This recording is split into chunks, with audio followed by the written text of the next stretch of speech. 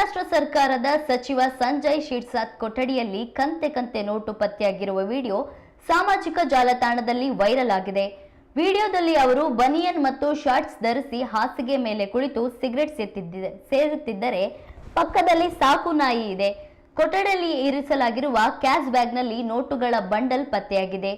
ಈ video viral ಆಗ್ತಿದ್ದಂತೆ Sanjay Shirsat red hand ಆಗಿ ಸಿಕ್ಕಿಬಿದ್ದಿರುವುದು ಇದು ಮೊದಲೇನಲ್ಲ ಎಂದು ಹೇಳಿರುವ ಪ್ರತಿಪಕ್ಷಗಳು ಸಚಿವರ ರಾಜೀನಾಮೆಗೆ ಆಗ್ರಹಿಸಿದೆ.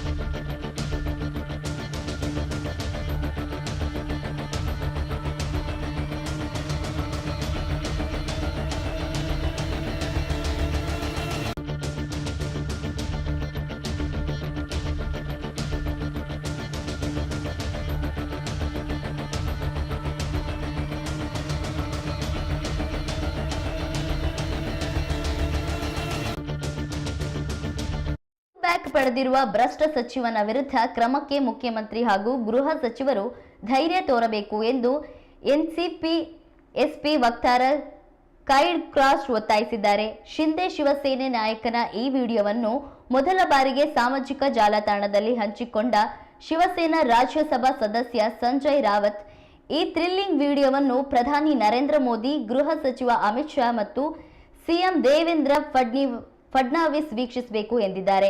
ಆದರೆ ತನ್ನನ್ನು ಸಿಲುಕಿಸಲು ಮಾಡಿರುವ ಪೂರ್ವ ನಿಯೋಜಿತ ಪಿತೂರಿ ಎಂದು ಸಂಜಯ್ ಸಮರ್ಥಿಸಿಕೊಂಡಿದ್ದಾರೆ.